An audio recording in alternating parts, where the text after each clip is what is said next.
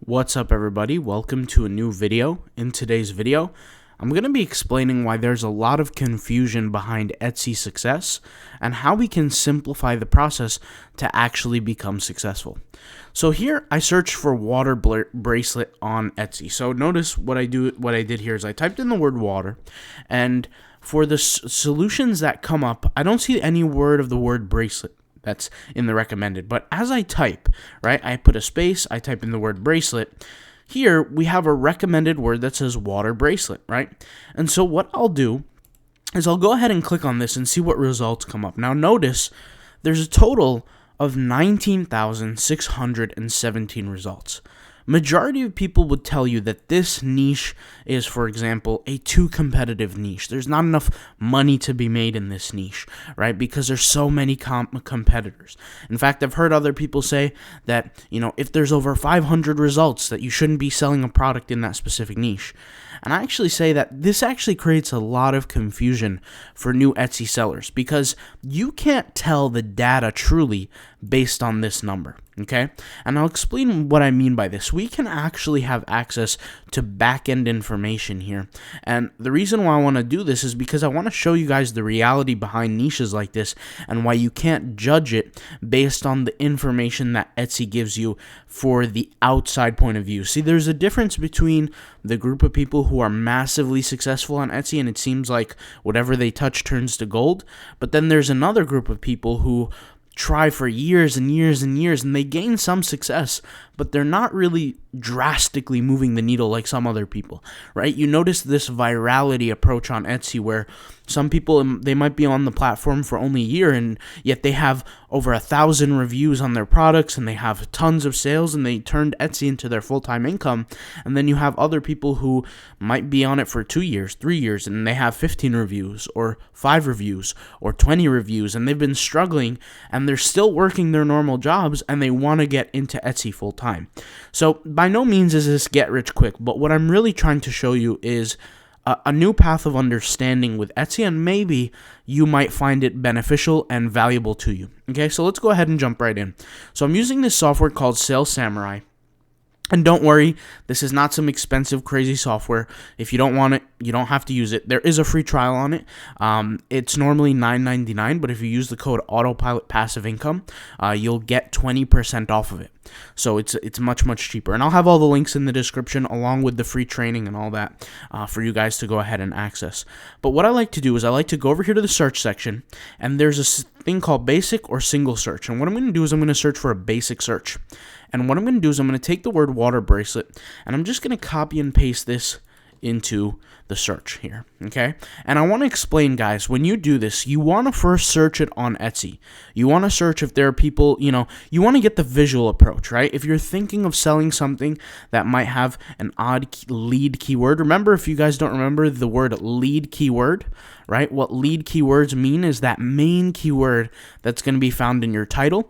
And remember that good SEO practices based on our past teachings, you want to find that keyword in your description, in your tags, right? You want to do as much of that as you can. But we search here for the keyword water bracelet, and we see a bunch of different things that come up, right?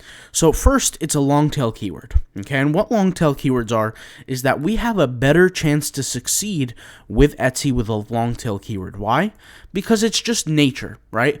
I'll go ahead and explain this real quick, is that when we have a short tail keyword, right? Short tail keywords, I'll just write the word short here, okay? Short tail keywords are general, okay?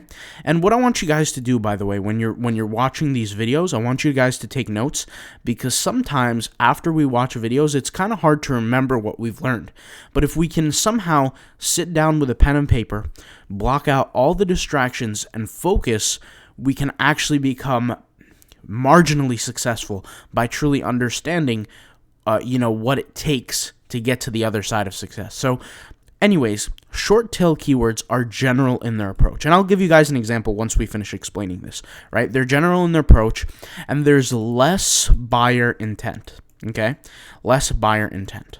Okay, and the reason why I want you guys to remember this and understand this is because it comes down to the opposite, which is a long tail keyword. Okay, and the reason why I did a long line here is because I want you guys to remember the word long tail keyword. Okay, and basically what long tail keywords are they are more specific. Okay, and by nature, since they are more specific, there is more buyer intent. Okay, more buyer intent. Now, what happens is when there's more buyer intent, there tends to be less friction, okay? Less friction. And when there is less buyer intent, there tends to be more friction, okay? So imagine if I came up to you and I said, hey, listen, I got some machine that I'm going to sell to you and you're really going to love it, right?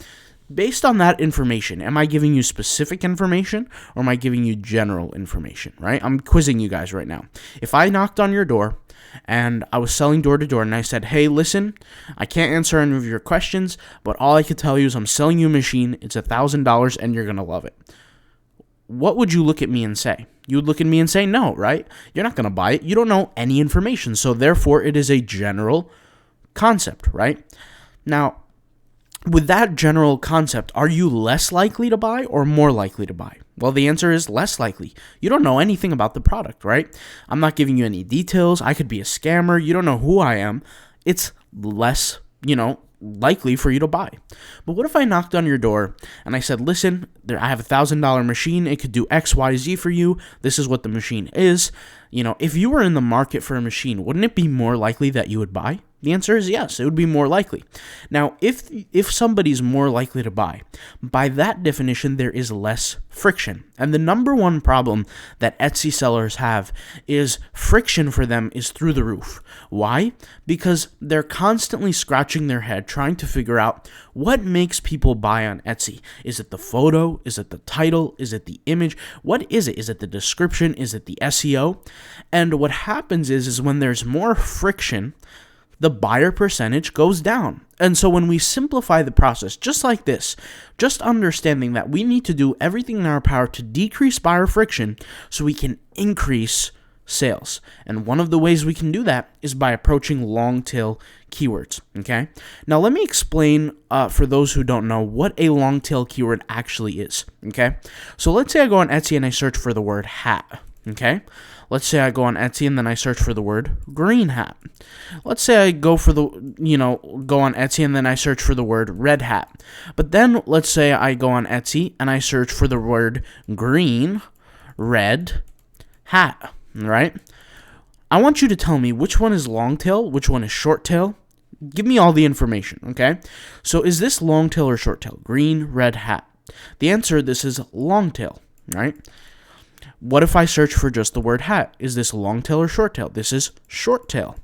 Now, what I want you to understand is that short tail and long tail are subjective in nature unless they're just one keyword, okay? So when we have a keyword, right, green, red hat, somebody who, let's say, has nothing to do with SEO, they never done Etsy before, they don't know anything about Google, they don't know anything about the internet marketing world, they would say, that's not a word, that's 3 words. And I would say you're absolutely right.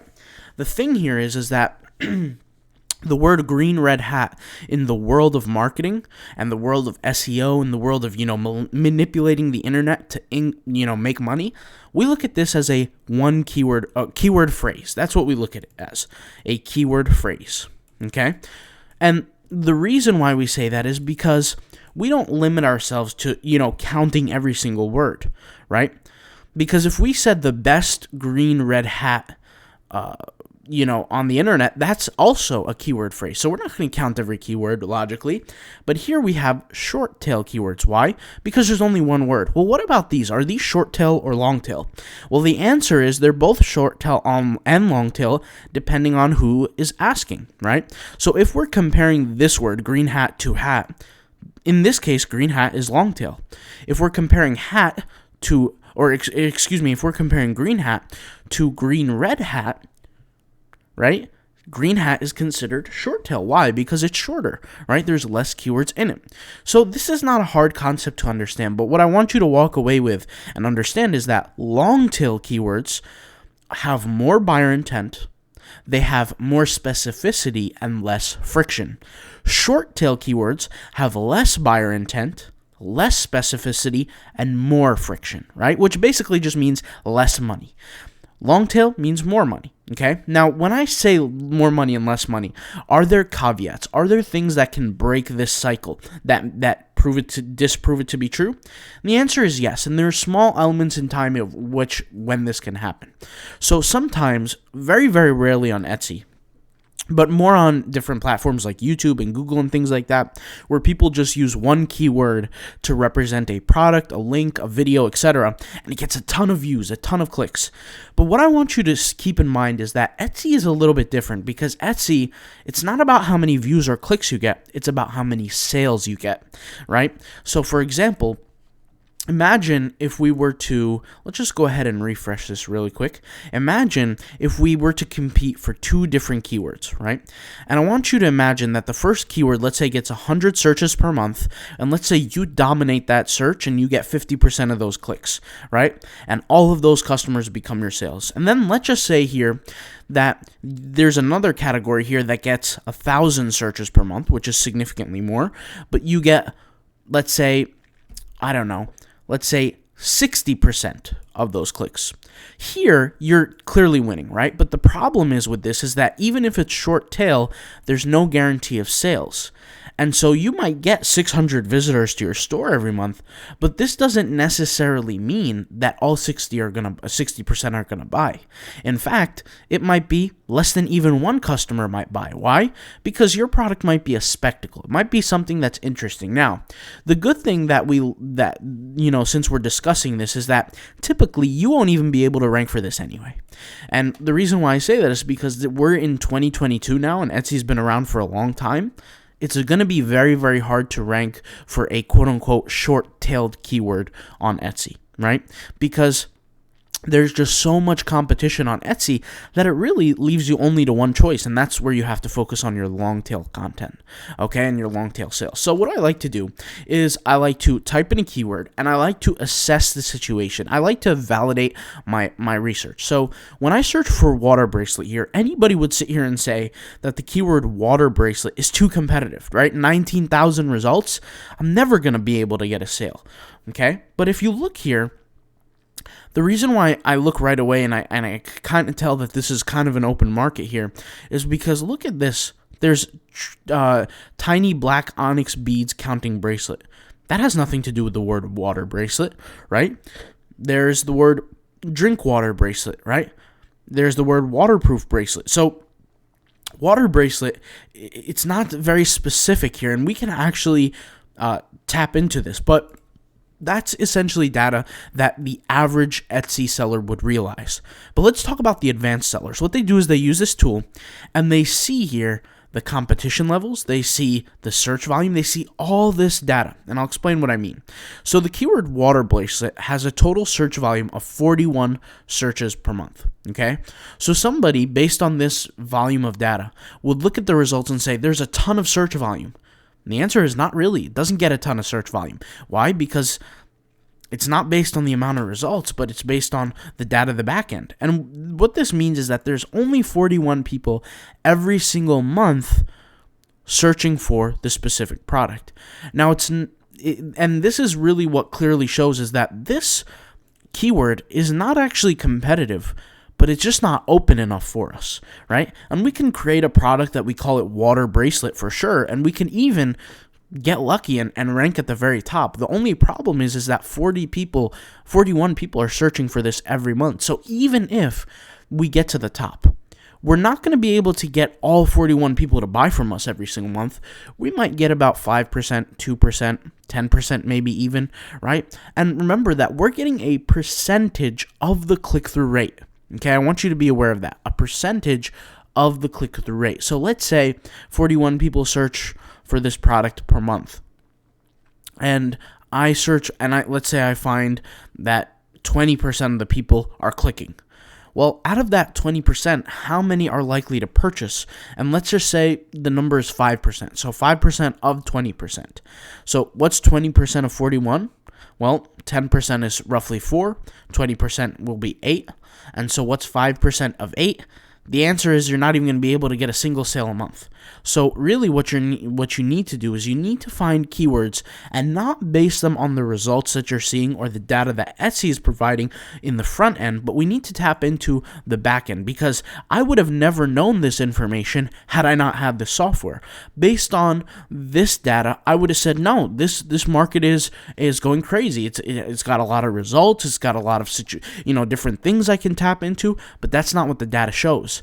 And we always have to go based on the data. Now, what happens is a lot of Etsy sellers jump into this issue here, is that they think that a product is going to get a ton of search volume, a ton of sales, but they end up spending much more time than they need to on that specific listing, right? They could spend a half hour, 40 minutes, maybe even an hour trying to curate the perfect listing just to end up only a few people seeing it a month, right? So what we really need to do is we need to find the perfect in-between, right? To find not only a long-tail keyword, but to have decent amount of search volume in the data. And we can actually see here, when we search for the word water bracelet, we can see here what pops up and how many views the product is getting and things like that. But we also have to keep in mind what other keywords they're showing up for. And this is a lot of things that people get confused about as well, is that when people search for example, the keyword water bracelet, they think that maybe a specific product here or all these products are getting sales because of that specific keyword, and that's not necessarily true,